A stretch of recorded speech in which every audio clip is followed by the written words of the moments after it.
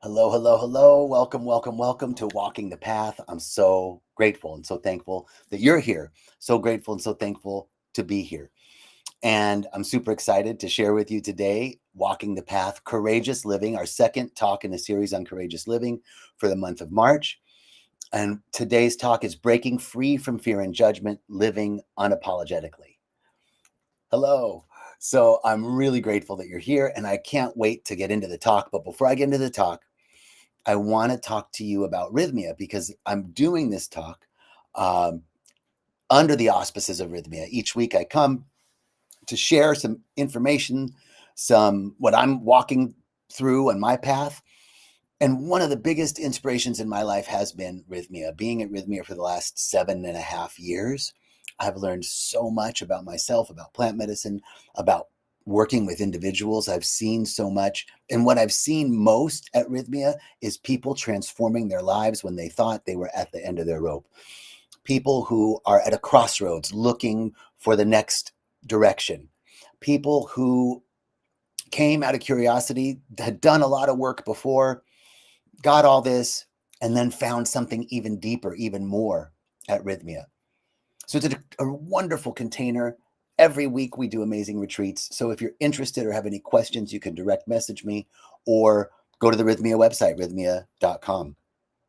Now, on to our talk, Courageous Living, Breaking Free from Fear and Judgment, Living Unapologetically. This is our second week of Courageous Living series. And today, I want to recap a little bit of what we did last week, which was authenticity, courageous living, living authentically. And to recap from last week, authenticity is our superpower, but living authentically often brings up fear and judgment. Speaking our truth can feel uncomfortable, but discomfort is a sign of growth. So today's focus is breaking free from fear and judgment. What would it look like in your life if you lived unapologetically? Today, we're going to explore how to break free from fear and judgment that hold us back, how to break free, and how to step into full, bold, courageous living. So, first, how fear and judgment keep us small. The two biggest blocks to courageous living are fear of what others think and fear of failure or not being good enough. Does that resonate with anybody? Fear of what others think and fear of failure of not being good enough. The fear of what others think is the worry of being judged, rejected, or misunderstood. Sometimes for me, it shows up like looking stupid, not looking good, right? And fear of failure or not being good enough is the belief that we have to be perfect before we can fully show up. This idea that I'm not ready yet. But when we live in those two stories, we shrink ourselves to fit in. You know, we're constantly looking at what we think is normal and trying to fit into this perception of normality, which nobody has. And we overthink. I notice myself, I overthink and I hesitate instead of taking action when I'm worried about fitting in. And I also notice for myself that I seek external validation rather than trusting my own voice. And when I do all of those things, I feel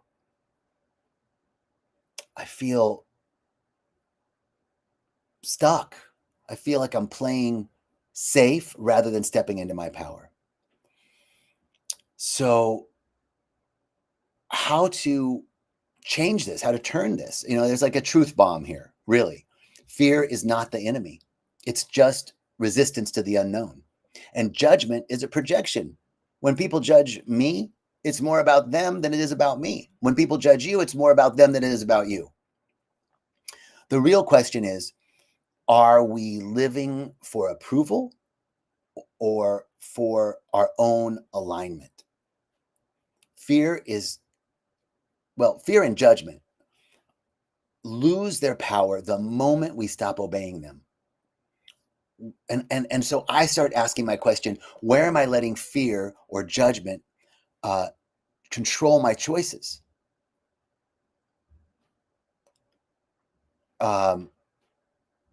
Okay, so I'm sorry, I was looking at a comment. Thank you so much for your comments. So where am I letting fear and judgment control my choices? Recognizing fear for what it is has been really powerful for me, that it's just a mind trick. My brain is wired to avoid risk. I mean, that's a human development, right? But stepping into my power isn't actually dangerous. So fear is not a stop sign. It's just a signal that I'm stepping outside of my comfort zone. So there's an action that I can take. First is to name my fear out loud. When I call it what it is, I notice that it reduces its power. That calling out what the fear is reduces its power. And then, more importantly, is to stop asking for permission. I stopped asking for permission and I started just moving forward, not waiting for approval. Because when I wait for approval, it keeps me in a cycle of hesitation. The people that I fear judgment from, they're not thinking about me as much as I think. And so I want to reframe this. Instead of what if they judge me, or what are they going to think, or what if I look stupid? It's what if I never fully lived? This is the question I want to ask myself. What if I never really expressed everything that I came here to express because of this fear? So when I reframe it, when I name the fear and then reframe it by asking, what if I never fully lived? It challenges me. It challenges me. And I want to challenge you to do one small thing this week that you've been avoiding out of fear. What's one small thing, one action that you can take? Next time discomfort arises, pause and remind yourself that this means I'm growing. Anytime there's fear, it's like, oh, it's a signal. I'm growing. I'm stepping outside of my comfort zone. And real freedom isn't the absence of fear. It's moving forward anyway. So one question that I like to ask myself is, what is one fear that I'm ready to walk through? What is one fear you're ready to walk through today? Now, there's this part of embodying the unapologetic. When I own my own desires and dreams, I really don't have to justify what I want. If it's in my heart, it's meant for me. My dreams are valid, and I want to own this, right? You don't have to justify what you want. Your desires, your true and good desires, are the desires of God, because you and God are one. So we don't have to over-explain or over-apologize any of this.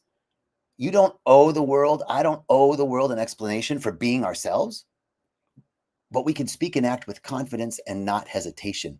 When we start to when I catch myself, when I notice myself apologizing or over-explaining, that's trying to fit in, I then stop and anchor myself, knowing that I can own my own desires and speak with confidence. The next thing that has been really helpful for me that I want to share with you is surrounding myself with courageous people, right? When I'm around people who shame or belittle or judge, it's hard to be bold. But when I'm around people who show courage and who encourage me and uplift me, and walk their own courageous path, I'm inspired. So the most powerful version of me, the most powerful version of you, is the one who stopped apologizing for existing. And I'm going to ask you to look at your own life and say, what part of me am I done apologizing for? What am I done apologizing for? And so I want to just kind of look at this and recap a little bit about this walking the path of fearless living, right? Fear and judgment are illusions. They keep us playing small, and we don't need to need permission to live in our truth. Discomfort means that I'm growing. I'm going to lean into it. And this reflection that I want to offer to you for the week is to ask yourself, where in my life am I ready to stop playing small? Your power, my power, our power is waiting for you on the other side of fear. So we just have to choose to step into it. So I want to also offer a personal story, or actually an inspirational story for me, that was really powerful regarding courageous living, like finding stories of inspiration about living unapologetically. The one story that I love is Zora Neale Hurston. She was a woman who refused to shrink. Zora Neale was one of the most influential writers in the Harlem Renaissance, and she was fearlessly unapologetic in her work and in her life. She refused to write stories that conformed to society's expectations of what a Black woman should write about. Instead of choosing stories of struggle, narratives of struggle, she celebrated Black joy, folklore, and resilience. And the world was looking for stories of struggle. She once said, if you are silent about your pain, they'll kill you and say you enjoyed it. One of my favorite Zora Neale Hurston sayings is, wherever I go, I belong because I'm there. Right? This is unapologetic living.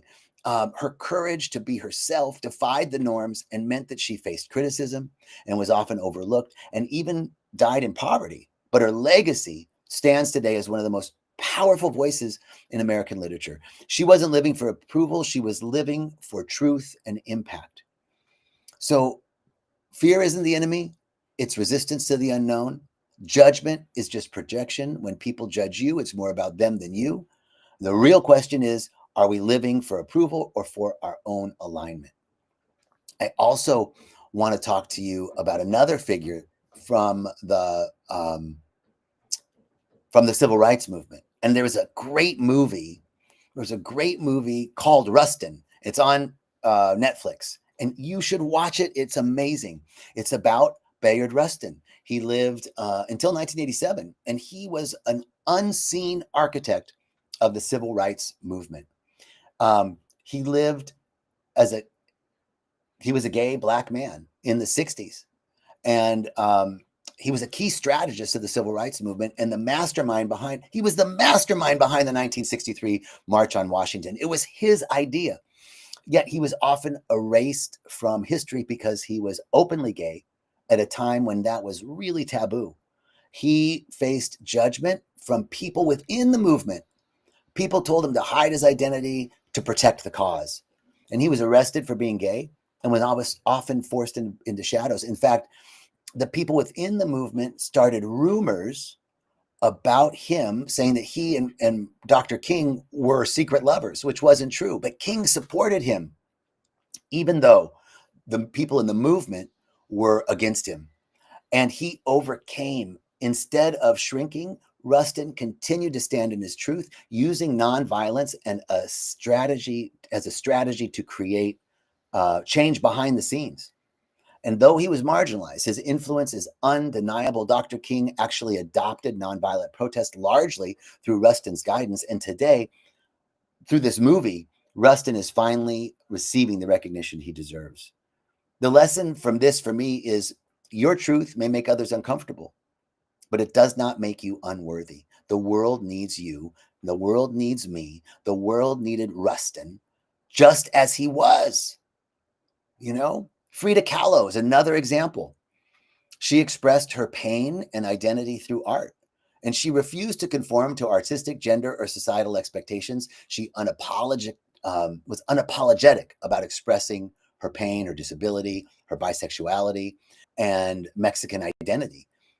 It was deeply personal. And she faced a lot of judgment. She lived at a time when female artists were not taken seriously, and her work was seen as too emotional or too grotesque, and many people reduced her to simply being Diego Rivera's wife. But she overcame it.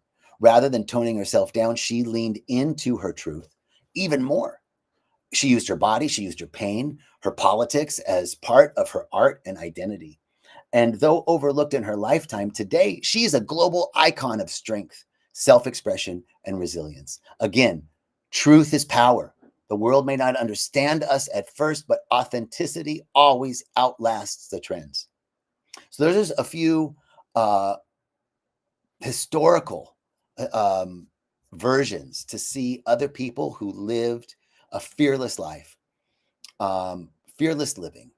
And, if we have time, I would invite you to take a moment right now and close your eyes if you can, and picture your life if you never stepped past your fear? Picture your life if you lived in this fear. And now, picture your life a year from now, having broken free. What's the difference? Who have you become? Feel the difference in your vibrational frequency when you think about staying stuck in a fear that's holding you back right now, something you're afraid of, and then see yourself breaking free from it. And what's different in your life? Who have you become to break free from that fear? That version of you, the free, authentic version on the other side of that bridge, on the other side of fear, that version is waiting for you. So, one powerful exercise is to take on a statement. You create your own statement, but here's an example. I choose to be seen. I choose to be heard. I choose to live unapologetically. This mantra is a power statement. It's an exercise. I choose to be seen. I choose to be heard. I choose to live unapologetically. I choose to be seen. I choose to be heard. I choose to live unapologetically. Now, for the next 7 days, the next week, until our next Walking the Path, take on a challenge to do one thing that scares you, whether it's speaking up or setting a boundary or posting something boldly without worrying about the likes, or saying no without over explaining. Pick something. Do one thing this week, one thing, even though it scares you. And at the end of 7 days, check out how you feel. What's changed? How did it feel to not over explain, to say no without apologizing, to set a boundary without having to over explain? Your power, my power, our power is waiting for us on the other side of fear. So we get to choose to step into it. Next week, I'm really excited. Next week, thank you, Marty. Thank you all so much. Next week, we're going to be talking about courage in action, stepping into your calling, even when it's uncomfortable. So stay tuned for next week's talk, a third talk in the series of courageous living, courage in action, stepping into your calling, even when it's uncomfortable. I look so forward to seeing you. Hit me back with a direct message if you like this talk or you have any questions.